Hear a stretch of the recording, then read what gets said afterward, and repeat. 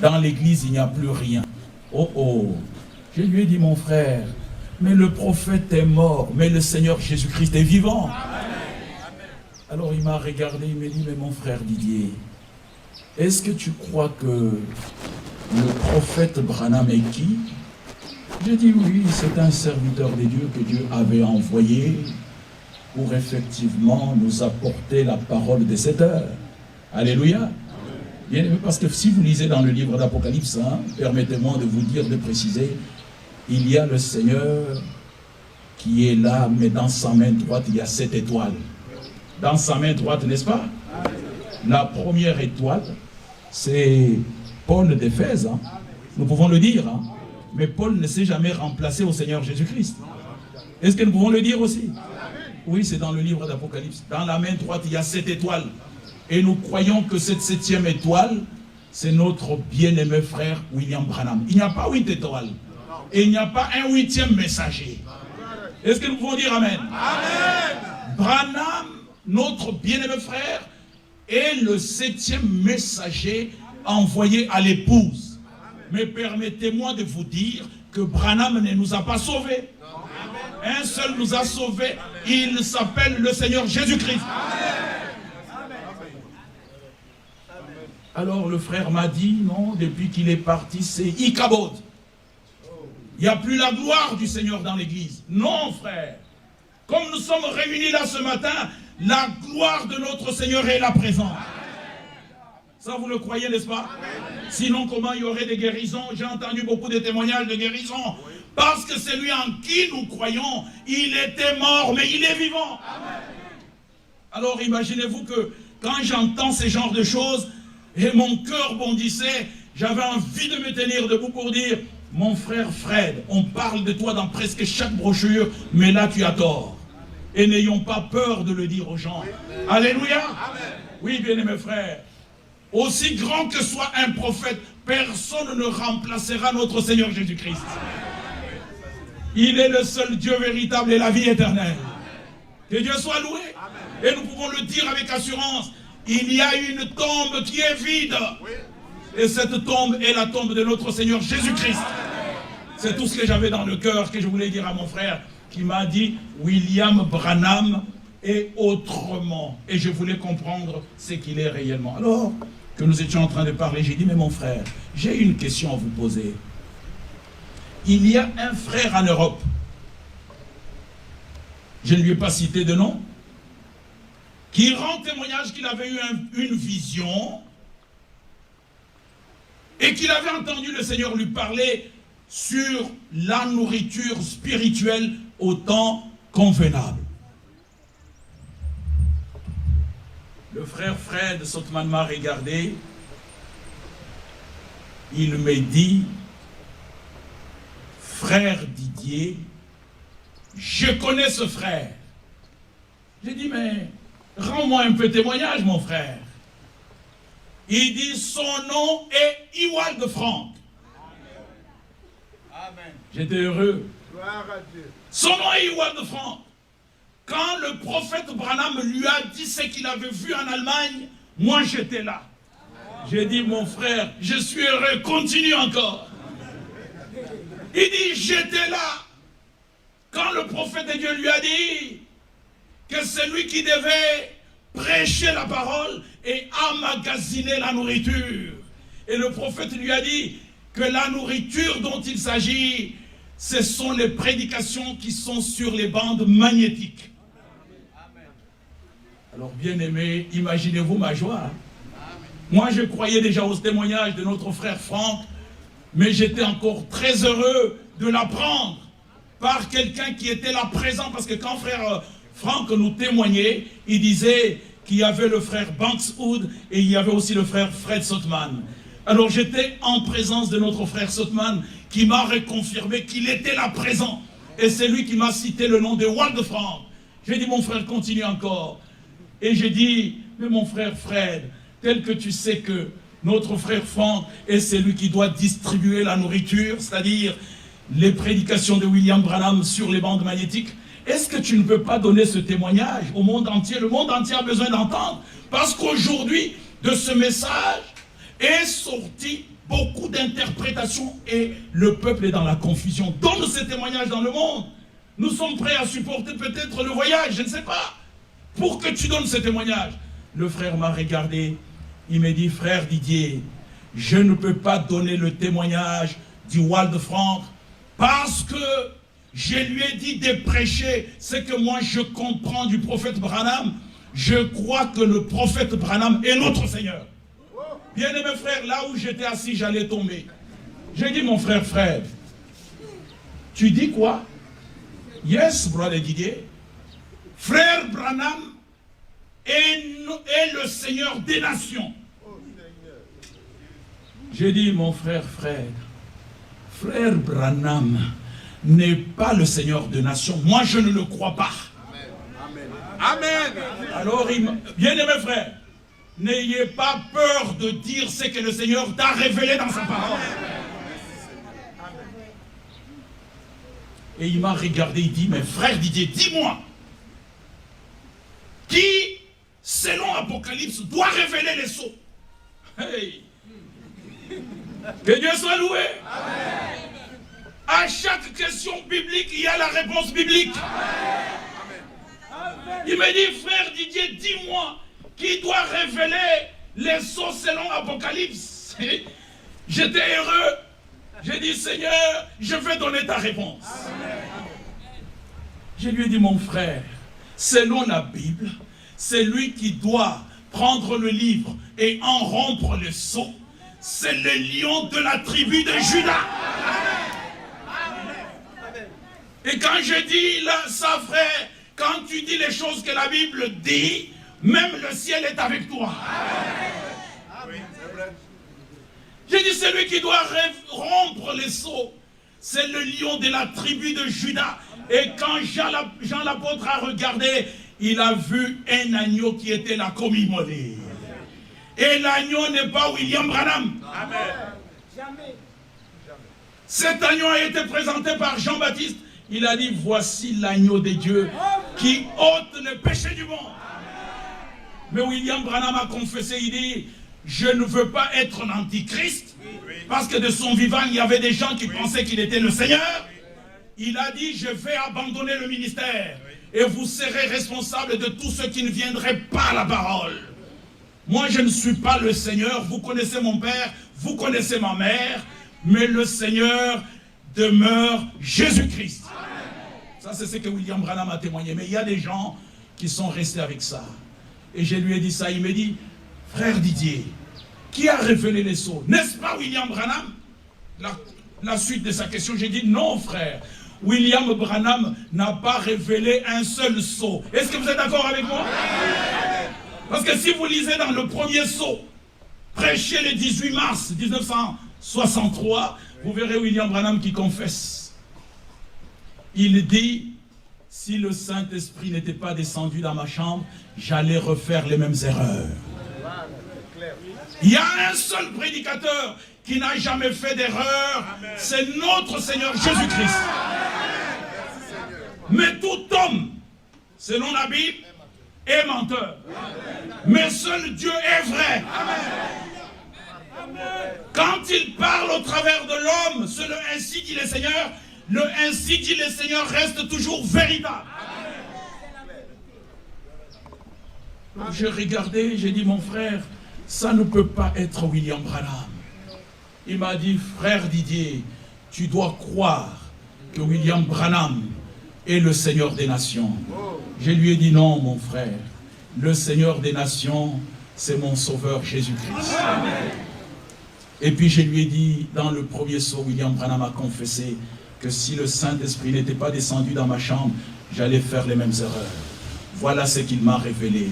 Avant, je disais que celui qui était sur le cheval blanc, le cavalier sur le cheval blanc, qui avait l'arc sans flèche, c'est le Christ, mais le Saint-Esprit m'a dit que c'est l'Antichrist. Est-ce que vous voyez, bien aimé? C'était un homme sincère. Un homme sincère.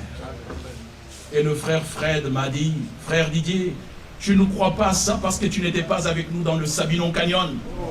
Si tu voyais comment l'ange est descendu pour montrer à son serviteur ce qu'il devait faire, tu ne dirais pas les choses de cette manière parce que les cimes des arbres ont été coupées. Il m'a raconté beaucoup de témoignages. Il dit d'ailleurs, le prophète ne voulait pas qu'on vienne avec lui. J'ai dit, oui frère, parce que vous n'avez pas la capacité de supporter des choses surnaturelles des dieux. Et c'est ainsi que vous les attribuez aux hommes. Mais notre Dieu a toujours agi d'une manière extraordinaire. Est-ce que vous comprenez? Comme nous sommes là, il agit aussi d'une manière extraordinaire. Mais non pas à nous, mais à ton nom de gloire. Quand j'ai fini, frère, écoutez, je vais vous rendre ces témoignages jusqu'à la fin, mais peut-être que ça n'édifie même pas, mais c'est pour vous dire, bien-aimés, que nous devons avoir nos regards fixés sur Jésus-Christ, qui est le chef et le consommateur de notre foi. Alors que j'avais ma Bible et que je lisais dans le livre d'Apocalypse, le frère Paul Friesinger me regarde, il me dit, Brother Didier, tu lis la Bible? Est-ce que tu prêches la Bible? Parce que nous ici, on ne lit plus la Bible. J'ai dit, mon frère, William Branham nous a dit que ce livre est mon absolu. Et il doit être aussi notre absolu. Je le lis nuit et jour. Selon la parole qui est dite, heureux l'homme qui médite la loi de l'Éternel. Qui la médite nuit et jour. Il est comme un arbre planté près d'un courant d'eau. Tout ce qu'il fait lui réussit. Que Dieu soit loué. Alors, à la fin, je lui ai dit, mon frère, maintenant que j'ai entendu ça, et sache que le frère Franck fait un grand travail dans le monde, la parole de Dieu est prêchée dans le monde entier, jusque dans les confins de la terre. L'Afrique a déjà entendu, au travers de ce ministère que le Seigneur a laissé. Et je voudrais qu'à la fin du témoignage, je vous parle un petit peu de ce ministère. C'est un ministère, alléluia, de ce ministère que le Seigneur a laissé après le départ à la maison. Je lui ai dit, mon frère Fred, je voudrais maintenant que tu puisses prier parce que je veux partir. Il a dit, fermons les yeux. Nous avons fermé les yeux. Frère, écoutez l'invocation. Il a dit, Seigneur Joseph, j'ai ouvert les yeux. Je suis devant le Seigneur. Le Seigneur écoute ce que je suis en train de dire. Je ne vous mens pas. J'ai ouvert les yeux, je ne pouvais plus continuer la prière. Seigneur Joseph. Je me suis remué, j'ai remué la chaise, j'ai dit, où suis-je? Et quand il a terminé, j'ai dit, mon frère, frère, mais comment? Pourquoi Seigneur Joseph? Il dit, yes, brother. Les gens pensent que quand William Branham parlait de son fils, c'est Billy Paul. Non, ce n'est pas Billy Paul, c'est Joseph qui est son fils. Parce que lui, il est Dieu, et Joseph est le Seigneur. Bien-aimés, ne croyez jamais ce qui n'est pas écrit. Comme les tonnerres ne sont pas écrits, nous ne devons pas les croire. Le Seigneur nous a dit, Jean chapitre 7, c'est lui qui croit à moi, comme disent les Écritures, des fleuves d'eau vive couleront de son sein. Est-ce que c'est votre position? Amen. Voilà, bien-aimés, les témoignages concernant mon départ aux États-Unis et comment le Seigneur m'a aidé de comprendre ce qu'il est en train de faire. Mais pourquoi nous disons qu'après William Branham, le Seigneur a envoyé un serviteur, pas le 8e messager, pas un complément, mais je voudrais vous dire que le 2 avril 1962, tôt le matin, le Seigneur a parlé à un homme. Il venait juste de s'élever et il a consacré le jour. Et il a entendu la voix audible du Seigneur lui disant, « Mon serviteur, ton temps pour cette ville est bientôt terminé. Je t'enverrai dans d'autres villes pour prêcher ma parole. » Ça, c'est la première des choses. Il dit que quand j'ai entendu cette voix, je suis tombé par terre. C'est quand je me suis relevé, j'ai regardé dans la même direction et j'ai dit, Seigneur, ils ne m'écouteront pas. Parce qu'ils ont déjà tout en abondance. Et le Seigneur lui a répondu, le temps viendra où ils t'écouteront. Je pense que vous en faites partie.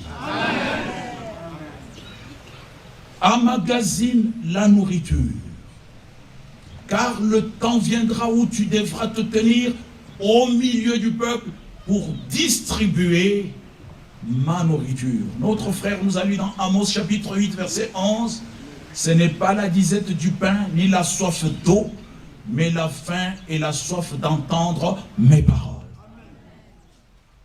Et c'est ainsi que le 3 décembre 1962, le frère Franck avait emmagasiné les denrées alimentaires, les choses naturelles. Et quand il est arrivé devant le prophète, alors qu'il parlait, il y avait frère Fred et frère Banks Hood, et frère Branham et frère Franck. Frère Branham lui a dit, alors qu'il parlait des choses et d'autres, lui il avait une question sur le cœur. Frère Branham, est-ce que je peux te poser cette question? C'est tout ce qu'il a dit.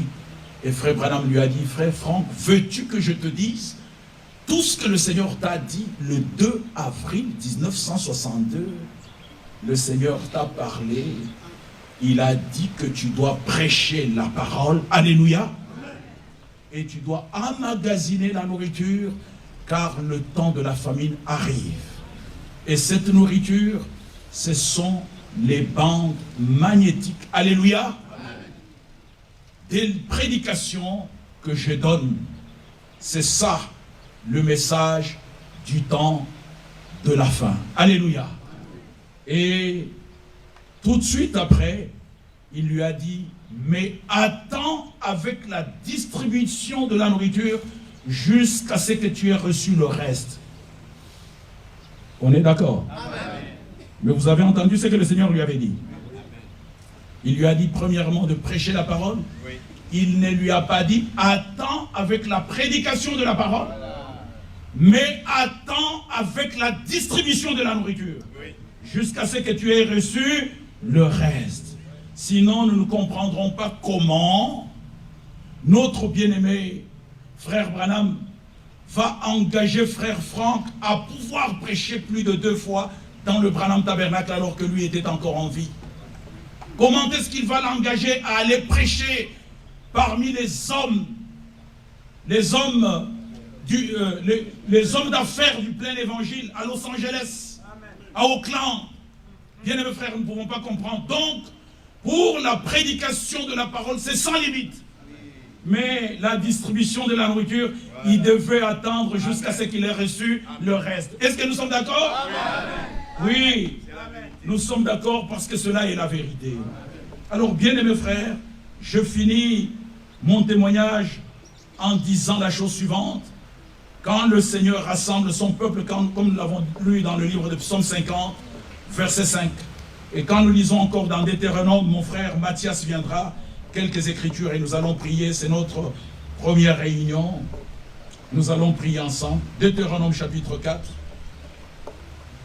verset 10. Est-ce que vous aimez la parole? Amen. Nous croyons, bien-aimés frères, moi j'ai grandi sous ce ministère de notre bien-aimé frère Ewald Franck, mais je crois que le prophète messager, c'est William Branham. Amen. Et je peux vous dire que William Branham n'est pas le seul prophète en qui nous croyons. Nous croyons la doctrine des apôtres et des prophètes, Jésus-Christ étant la pierre angulaire. Amen. Parce que William Branham lui-même, sa prédication tout entière, nous a ramené à la prédication des apôtres et des prophètes, Jésus-Christ étant la pierre angulaire. C'est ainsi que nous pouvons dire, selon Ephésiens chapitre 2, nous ne sommes plus des étrangers, ni des gens du dehors, mais nous sommes concitoyens des saints, gens de la maison des dieux. Nous avions été établis sur le fondement au singulier des apôtres et des prophètes, Jésus-Christ étant la pierre angulaire. Ça, c'est l'absolue vérité. Nous sommes dans Deutéronome chapitre 4, verset 10. Lis, mon frère. Deutéronome 4, 10. Deutéronome 4. Nous lisons. Souviens-toi du jour où tu te présentas devant l'Éternel, ton Dieu, au rêve